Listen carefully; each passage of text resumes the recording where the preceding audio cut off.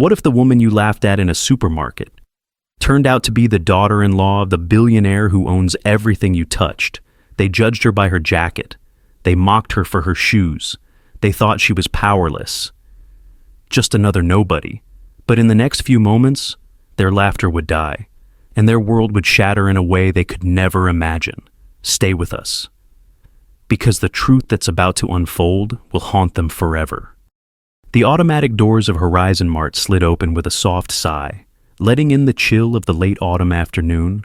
Anne Clara Evans stepped inside, her worn sneakers squeaking faintly against the gleaming white tiles, her oversized jacket hanging loosely over her slender frame, a canvas tote bag crumpled in her hand, the weight of invisible judgments pressing down on her before she even crossed the threshold.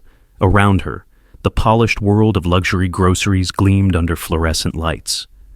Organic fruit stacked like artwork, imported cheeses displayed like rare gems, designer label customers drifting through aisles with effortless entitlement, their fingers adorned with gold and their glances razor sharp. Clara moved quietly, her gaze lowered, trying to be invisible, but her very presence, the scuff on her jeans, the frayed edges of her sleeves, drew attention like a stain on a silk tablecloth. The first stares were silent, subtle flicks of the eye, accompanied by faint curls of the lip. But as she passed the cosmetic aisle, two young clerks in perfectly pressed uniforms whispered audibly, laughing into their manicured hands, making no effort to hide their scorn. A floor supervisor leaned in to murmur something into his earpiece, his eyes following Clara with the suspicion reserved for those deemed out of place, his words low but dripping with disdain. Clara pretended not to notice. She kept her steps slow and methodical, her fingers brushing gently over the items she passed. She was not rushing, not hesitating, simply existing. Though in this palace of privilege, even her existence felt like a crime. Near the produce section, an elderly man bumped into her cart without apology, muttering something about people who don't belong. And Clara merely smiled faintly, adjusting the tote on her shoulder, pushing forward without complaint. She didn't come here for validation. She didn't come here for approval. She had her list, her modest budget, her small, simple purpose. But already the invisible walls were closing in, tightening around her, a silent verdict being written with every sneer, every sideways glance, every step she dared to take into a world that believed it had the right to measure her worth by the price tag of her clothes. They didn't know who she was. They didn't know why she was here. But soon, they would. And when the truth shattered their perfect illusions, no amount of polish, no amount of designer perfume would be enough to mask the stench of their own cruelty. Clara moved carefully along the aisles, selecting only a few essentials: a loaf of bread, a carton of milk, some fresh vegetables, cradling them in her arms instead of using a cart, trying to shrink herself into the background. But the more she tried to disappear, the more she seemed to draw the cruel curiosity of the staff, as if poverty were a spectacle to be watched and dissected, not a hardship to be understood. Two clerks stationed near the bakery counter nudged each other as she passed, one muttering just loud enough for Clara to hear. "Should we call security now, or wait until she tries to slip something into that ragged old bag?" The words sliced through the air like a knife, but Clara kept walking, her knuckles whitening around the bread in her arms, her head bowed to hide the flush of shame rising in her cheeks. At the self-checkout lane, a cashier named Brittany, blonde, polished, smiling with a venomous sweetness, blocked Clara's path with an exaggerated flourish of her arm, forcing her to the side. "Ma'am," she said in a voice oozing false concern, "these lanes are reserved for premium customers only. You might want to try the other entrance." Across town, a few nearby shoppers chuckled, some lifting their phones to record what they thought would be just another amusing humiliation for the internet to devour. And Clara stood frozen, every instinct screaming at her to run, to flee the boiling stares and cruel laughter. But something in her, something deep, old, and stubborn, rooted her to the spot. She swallowed hard, lifting her chin just a little, and whispered, "I have the money.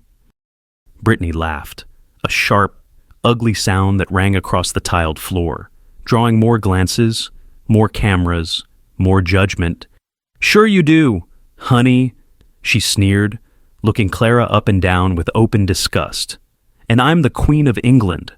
Someone snickered, someone clapped mockingly, and somewhere behind the checkout counter, a manager in a navy suit nodded approvingly, giving Brittany the silent go-ahead to continue the show. Clara's hands trembled slightly as she clutched her few items tightly against her chest, her heart pounding so hard it drowned out the muzak playing overhead, and for a moment it felt as if the ground beneath her feet would split open and swallow her whole. But she didn't cry. She didn't plead. She simply stood there, weathering their scorn like a lone stone against a bitter tide, unaware, or perhaps already knowing, that the price of their cruelty was rising with every heartbeat, every breath, every recorded second of their shame, and the debt they were racking up, in their arrogance, would soon come due. The tension in the air sharpened to a blade's edge as Clara stood motionless at the self-checkout lane, her simple figure framed against a sea of smirks and lifted phones, her small pile of groceries clutched to her chest like armor. And it was then that Marcus Reed, the store manager, a man whose suit was tailored but whose mind was narrow, stormed toward her with the pompous urgency of someone who thought he was about to perform a heroic act. His voice was loud, calculated for maximum humiliation, slicing through the low buzz of the store like a fire alarm. "Ma'am, you're causing a disturbance," he declared, his tone dripping with disdain. "We cannot allow loiterers or beggars to disrupt our premium shopping experience." The words hit Clara like cold water, but she didn't flinch, didn't lower her gaze, simply clutching her groceries tighter as if they could shield her from the blow about to come. Marcus gestured sharply to two security guards lurking nearby, thick-necked men who didn't hesitate for a moment, grabbing Clara's arms and yanking her away from the checkout station, her groceries tumbling from her grasp, rolling across the floor, a bruised apple spinning in slow, mocking circles as laughter erupted from the crowd. Clara tried to steady herself, tried to gather the shattered pieces of her dignity, but the guards shoved her forward roughly, dragging her through the polished aisles lined with organic produce and imported wines, her sneakers slipping against the gleaming floor, her tote bag scraping uselessly behind her. People filmed openly now, some laughing, others offering cruel commentary. "Maybe next time, wear something from this decade." One woman sneered, her phone pointed squarely at Clara's tear-streaked face. No one intervened, no one questioned, no one cared. By the time they shoved open the heavy glass doors and pushed her into the cold wind of the parking lot, Clara's hands were scraped and empty, her heart hammering against the hollow of her chest, her breath ragged but silent, her spirit bruised but not broken. She stumbled to her knees, scraping the concrete, as the security guards turned and marched back into the store without a second glance, the doors hissing closed behind them, sealing her out like trash tossed into an alley. Behind the glass, she could see faces pressed to the windows, some laughing, some whispering, none feeling an ounce of the shame that should have belonged to them, not her. Clara knelt there for a long, shuddering moment, feeling the weight of a world that had always demanded she apologize for existing, her fingers trembling against the hard, unforgiving ground. But somewhere deep inside her chest, beneath the bruises and the humiliation, a slow, burning fire flickered to life. A fire they had fed with every sneer, every shove, every cruel word, a fire that would not be quenched by shame. And as the distant rumble of engines approached, as the black caravan of luxury SUVs rolled into the parking lot like a storm brewing on the horizon, Clara pushed herself to her feet, wiped the blood from her palms, lifted her chin against the wind, and waited. Because she knew something they did not. She knew that their reckoning was no longer a distant dream. It was here. It was real. And it wore the face of a family they had dared to disgrace. The low growl of engines grew louder as the convoy of black SUVs rolled to a stop in front of the supermarket, their tinted windows reflecting the sterile, judgmental glare of Horizon Mart's facade, And before anyone inside could comprehend what was happening, the rear door of the lead vehicle swung open with a mechanical whisper, and out stepped Alexander Harrington, a name that could freeze boardrooms mid-sentence and topple corporations with a single raised eyebrow. His presence slicing through the chaos like a knife through silk, dressed impeccably in a dark, tailored suit, his silver hair gleaming under the setting sun. Alexander radiated an authority so profound that even the mocking customers near the windows instinctively backed away from the glass, their laughter dying in their throats. He barely spared them a glance. His eyes, sharp and storm gray, found Clara immediately, standing alone on the concrete, her tote crumpled against her chest, her scraped hands trembling, but her spine still impossibly straight, and in 3 swift strides, he was at her side, gathering her gently, protectively, into his arms as if shielding her from a world that no longer deserved to touch her. Clara clung to him, her face buried against the only place in this cruel afternoon that felt safe, and Alexander's hand rested firmly against her back, his other arm cradling her head, his jaw tightening with a fury so cold, so absolute, that it made the air around them crackle.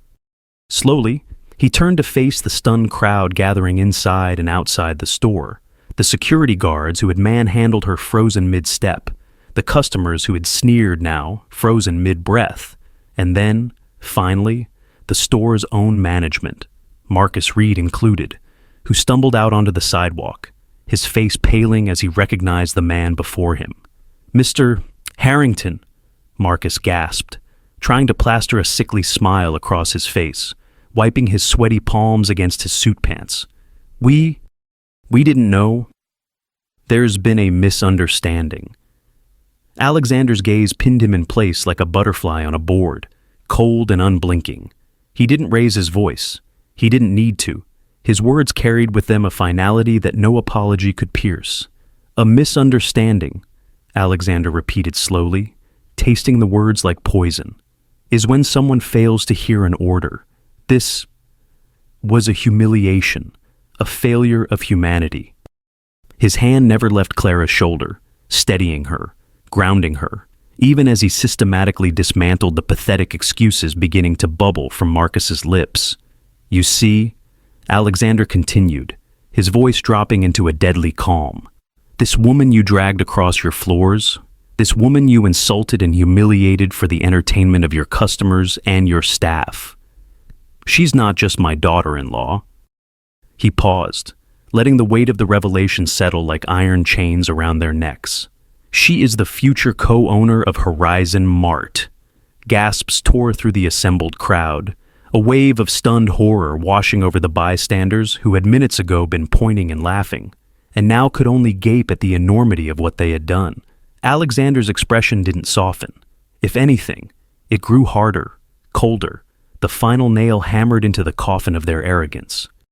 "And you," he said, his voice slicing the thick air, "will answer for every second of the disgrace you showed her today." The security guards shifted uncomfortably. Customers edged away from the doors. Employees whispered furiously among themselves, panic beginning to ripple through the ranks like a firestorm, with no way to outrun the flames. But Clara remained still at Alexander's side, silent and unshaken, no longer the broken woman they thought they had discarded, but the calm, inevitable storm they had foolishly summoned with their cruelty. Their reckoning was no longer coming. It was already here, and there would be no escaping the judgment that walked quietly on battered sneakers and wore her bruises like a crown. The street outside Horizon Mart seemed to hold its breath as Alexander Harrington stood tall, his arm around Clara like an unbreakable shield, his voice echoing with a calm so merciless that it stripped every layer of pretense from those watching, their faces blanched with disbelief. Marcus Reed opened his mouth again, desperate to claw back some control, but Alexander silenced him with a look so sharp that even the nearby security guards took an unconscious step back. Alexander's voice dropped lower, colder, each word delivered like a hammer blow. "This woman you humiliated," he said, "is Clara Harrington, my daughter-in-law by marriage and by trust, and she holds executive rights to the very corporation that signs your paycheck." The weight of the truth hit harder than any blow. Gasps rippled through the onlookers, customers stepping away from their carts, employees frozen mid-shuffle, and phones slowly lowering as the magnitude of their mistake sank in. Too enormous to deny, Alexander turned slightly, scanning the crowd with eyes that saw everything. The fear, the regret, the pathetic scramble of those who realized too late that they had not just mocked a stranger, but had carved their names into a blacklist that would shadow them forever. Clara stood motionless beside him, but there was something new in her posture now. A quiet, devastating strength that no scorn could strip away. A dignity that no luxury brand could manufacture. She wasn't gloating. She wasn't seeking revenge. She was simply there, undeniable, unbroken, the living proof that worth could never be measured by worn sneakers or a simple coat. Alexander wasn't finished. He addressed the bystanders who had lifted their phones to record Clara's humiliation as entertainment. "Every video taken today," he said, his voice glinting with steel, "will be used to identify those who participated in this public mockery, and every one of you will receive a lifetime ban from every Horizon Mart and its affiliates." He didn't shout. He didn't need to. His authority was absolute, rolling over them like a silent tsunami, sweeping away their weak defenses. Marcus stammered something unintelligible, his face slick with sweat, but Alexander cut him off with a gesture so sharp it might as well have drawn blood. "There is no apology big enough," Alexander said, his voice so quiet it forced them all to lean in and listen. "No excuse acceptable, no amount of groveling that will wipe away what you chose to do today. You didn't fail because you made a mistake. You failed because you showed your true selves when you thought no one important was watching." Clara's gaze, steady and clear, met Marcus's for a long, heavy moment. She said nothing. She didn't need to. Her silence spoke louder than any outrage could have. It said, "I see you, I remember, and I will not carry your shame on my shoulders." Alexander straightened, the decision already made long before any of them could beg otherwise. "You have 30 minutes, he said flatly to Marcus and the others, "to clear out your offices, effective immediately. You are terminated. Your severance was revoked, your reputations unrecoverable." No one moved, no one spoke. The luxurious, arrogant image of Horizon Mart that they had wrapped themselves in shattered around them like glass, and all that remained was the truth. Ugly, undeniable, and completely their own doing. And standing above the wreckage, untouched by the dust and ruin, was the woman they had tried to tear down. Stronger, brighter, and more powerful than they could ever have imagined. The order had barely left Alexander Harrington's lips when the full machinery of his will snapped into motion, swift and merciless, like a silent guillotine descending through the stunned silence that hung over Horizon Mart's entrance. Darren Klein, the newly arrived director of security for Harrington Holdings, stepped forward with a team of corporate enforcers in crisp, dark suits, each one carrying a clipboard and a list of names. Names that had been gathered from security footage, from customer reports, from the very social media videos the mockers themselves had so proudly posted just hours earlier. Without raising his voice, Darren began calling names, one after another, his tone devoid of sympathy, each syllable a nail sealing the coffins of their careers. Brittany Cole, dismissed. Marcus Reed, dismissed. Simon Alvarez, dismissed. Laura Chang, dismissed. Each name summoned a small, broken figure from the crowd, their faces pale, their bodies stiff with disbelief, clutching phones and handbags like talismans against the reality that their worlds had just collapsed around them. Some wept openly, some protested feebly, others merely stared blankly ahead, the shock so total that words could not breach it. None of it mattered. Darren's team escorted them out, one by one, their access badges deactivated, their names scrubbed from the company's system as if they had never existed. It wasn't just termination, sis. It was erasure, swift and absolute. The customers who had filmed Clara's humiliation weren't spared either. Alexander nodded once to Darren, and soon security staff were moving through the store, collecting phones, identifying faces, issuing lifetime bans with printed notices so coldly worded that even the most arrogant among them didn't dare protest. You are no longer welcome at any Horizon Mart location, effective immediately. The notices read, violation will result in trespassing charges.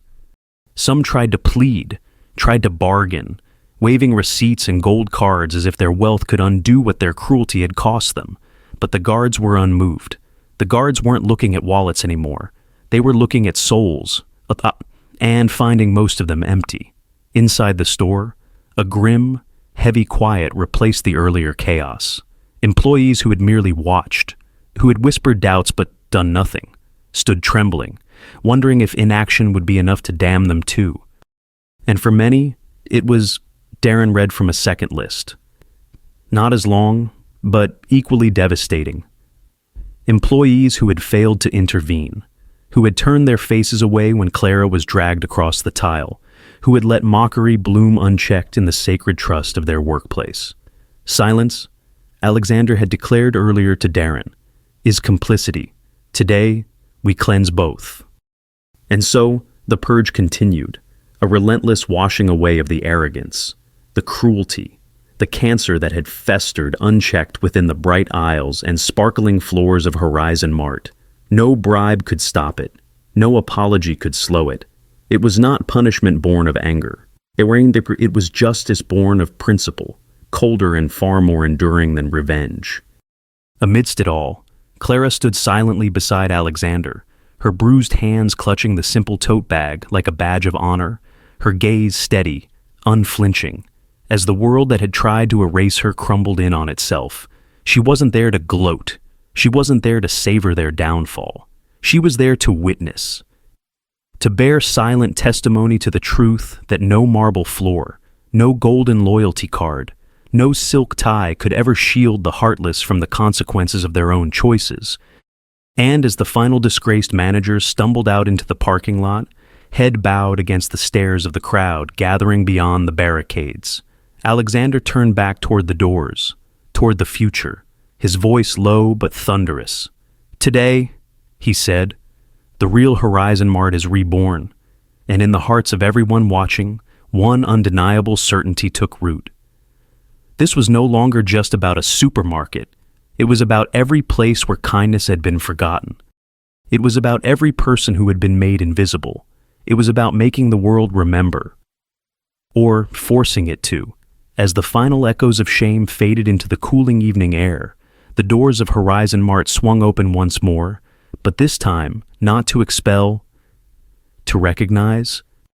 Clara stood quietly at Alexander's side, her head high, her presence calm, as Darren Klein stepped forward again, this time with a different list in hand, a smaller one, a list not of the guilty, but of the few who had chosen humanity when it cost them something, when it would have been easier to look away. And at the very top of that list was Ella Ramirez, the young cashier with a shy smile and calloused hands, the only employee who had dared to offer Clara a respectful nod and a quiet "good afternoon" when others had turned their backs. Alexander beckoned Ella forward, and she came hesitantly, her apron wrinkled, her shoes scuffed, her eyes wide with fear that somehow, despite her decency, she too would be swept away by the storm. But when she reached them, Clara stepped forward, took Ella's hand gently in both of hers, and squeezed it. A small, tender gesture that spoke volumes. Alexander turned to face the stunned crowd that still lingered, staff and customers alike, their expressions a mix of exhaustion, awe, and hope. In times of comfort, he said, his voice rich with gravitas, kindness is easy, it costs nothing, but true character is measured when kindness demands courage, when standing up means standing alone. He looked at Ella, his expression softening for the first time that day. You chose respect when it mattered most. You honored the dignity of a stranger when others chose cruelty. For that, Horizon Mart owes you more than thanks. It owes you a future. He turned to Darren and gave a short, firm nod. Darren stepped forward, producing a sleek black folder embossed with the golden emblem of Harrington Holdings. Effective immediately, Darren announced, his voice carrying across the silent lobby. Ella Ramirez is promoted to assistant store manager of Horizon Mart flagship, with full salary benefits and sponsorship for a degree in business management, paid in full by the Harrington Foundation. The gasp that followed wasn't one of mockery. It was real, a collective exhale of stunned admiration, and as Ella clutched the folder to her chest, tears spilling freely down her cheeks, Clara stepped beside her, beaming with quiet pride, while Alexander's smile, rare and hard, lit the room with a warmth no chandelier could ever match. Others who had shown even the smallest acts of decency. The janitor who had tried to discreetly wipe away the mess near Clara's fall without adding to her humiliation. The stock boy who had muttered an apology to her as he was forced to step aside. Were each recognized in turn, not forgotten, not overlooked, but raised up, honored for their simple, sacred choice to see a human being when everyone else had seen only a target. It wasn't just a new policy. It was a new world, one where the currency wasn't wealth or beauty or polished appearances. It was heart, it was empathy, it was courage. And as the sun dipped low beyond the gleaming parking lot, casting long, golden shadows across the newly cleansed walls of Horizon Mart, Clara realized something she hadn't dared to hope for when she first walked through those unforgiving doors. She hadn't just survived the humiliation, she had transformed it. She had turned it into the foundation of a better future. Not just for herself, but for everyone brave enough to choose kindness when the world told them to choose cruelty. And tonight, for the first time in a long time, the world inside Horizon Mart felt just a little bit more like home. The next morning, Horizon Mart's grand atrium was unrecognizable from the cold, polished battlefield it had been just days before. Banners bearing a new company creed hung from the second-story railings, not slogans about luxury or exclusivity, but simple, powerful words carved into deep navy silk. Respect has no price. Kindness is the highest standard.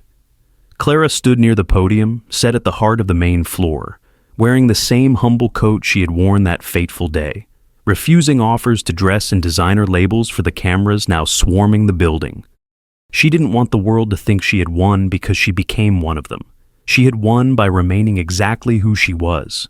Beside her stood Alexander Harrington, impeccably dressed as always, yet somehow dwarfed by the quiet, devastating dignity of the woman at his side.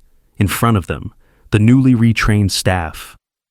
Now, a lean, humbler team, gathered shoulder to shoulder, joined by dozens of reporters, executives, and curious shoppers who had returned, drawn by the whispers of a revolution born in the aisles. Alexander approached the microphone first, his voice smooth but heavy with meaning. "Today," he said, "we draw a line, not in marble, not in gold leaf, but in principle. Horizon Mart will no longer judge our guests by what they wear, what they drive, or how they look. Our loyalty," he continued, his eyes sweeping the room, "belongs to character, not appearances. Dignity is not something to be given based on price tags. It is owed to every soul who walks through these doors."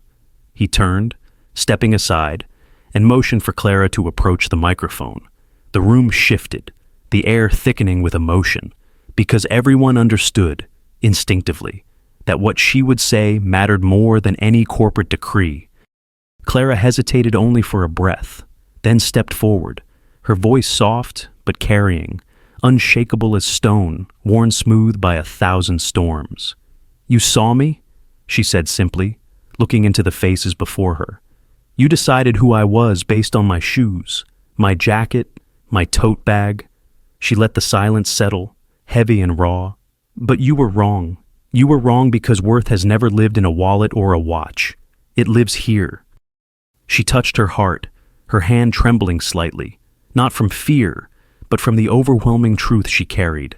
"I don't need wealth to deserve kindness. No one does." Her eyes filled with unshed tears, and she smiled. Not a bitter smile, but one of infinite forgiveness and endless strength. Kindness is not earned. It is given, or it is not real. The room was utterly silent. the weight of her words pressing into every corner, every soul. No applause broke the moment. No PR agent dared to interrupt it. It was a silence filled not with awkwardness, but with awe, as if everyone present recognized they had just witnessed something rare. A reordering of values in a world too long obsessed with hollow displays. Clara stepped back from the microphone, finding Alexander's hand without looking, their fingers entwining, two worlds united by something stronger than scandal, stronger than wealth, a shared, stubborn belief that people must be seen for who they are, not for what they wear. Behind them, the new slogan lit up the atrium's massive screens, "Dignity is our brand." And this time, no one laughed, no one scoffed. The world outside Horizon Mart had begun to change. But the real transformation started here, in the heart of a woman who had once been dragged across these very floors, and now stood taller than any marble pillar they had ever built. What began inside the walls of Horizon Mart did not stay confined to one building, one city, or even one company. News outlets across the country exploded with coverage of the transformation that had unfolded under the brutal glare of public shame and quiet defiance. Articles flooded social media not with mockery, but with reverence. The woman who changed the retail forever, Clara Harrington, a new standard of human dignity. When humility toppled arrogance. Interviews with Alexander Harrington and Clara were requested by every major network, but they accepted few, choosing instead to let their actions speak louder than any scripted apology ever could. Other retail giants, luxury brands, and even hospitality industries scrambled to rewrite their customer service protocols, terrified of becoming the next Horizon Mart scandal. But while many scrambled for appearances, a few truly listened. New training programs sprang up across the nation, teaching empathy, dignity, and courage as core values, not as public relations stunts. Secret shopper programs no longer test for upselling skills, but for unseen kindness shown to those who couldn't pay extra for a smile. Stores that had once been temples to exclusion began to shift, quietly and unevenly at first, but steadily, pulled along by a tidal wave that Clara's simple act of standing still had set into motion. Horizon Mart itself became a living case study of redemption. Clara worked closely with the new executive team, not as a silent figurehead, but as a guiding hand, crafting initiatives that opened employment opportunities for underprivileged communities, offering scholarships for employees who wanted to grow, establishing a human dignity audit that graded stores not on sales figures, but on how customers were treated regardless of appearance. The company's profits soared, not despite the changes, but because of them. Customers flocked back, eager to shop somewhere that had remembered the simplest truth that respect should not have a price tag. Ella Ramirez rose quickly through the ranks, her story shining like a beacon to every employee who once thought kindness was invisible.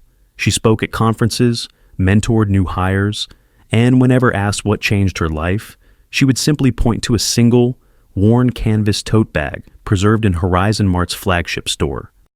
A silent reminder of what had been broken and what had been rebuilt stronger. And Clara. She lived quietly, refusing to let her name become a brand, refusing interviews that wanted to paint her as a Cinderella. She knew better. She wasn't a fairy tale. She was a storm wrapped in cotton and humility. She was proof that real power does not shout or parade. It endures. It forgives. It uplifts. Even when it would be easier to destroy. Standing in the rebuilt Horizon Mart atrium 1 year later, Clara watched a young woman in a battered coat walk through the doors, her eyes nervous, her hands empty, and saw a clerk, a former skeptic, step forward with a smile, offering help without judgment, without hesitation. Clara smiled quietly, her heart full. The real legacy was not in headlines. It was not in the new policies. It was in that single moment. Unseen, unfilmed, pure. When kindness chose to act without knowing who was watching. And maybe that was the greatest revolution of all, not the fire of outrage, not the roar of viral fame, but the quiet, stubborn planting of something good. In the places cruelty once believed it had already won, They thought wealth wore designer clothes. They thought dignity had a price tag. But Clara Evans, in her worn sneakers and quiet strength, taught them what real power looks like. She didn't need to raise her voice. She didn't need revenge. She simply stood tall. And the world around her crumbled. In a society obsessed with status, maybe it's time we remember the greatest luxury we can offer is basic human respect, and the ones you step on today might be the ones who decide your fate tomorrow.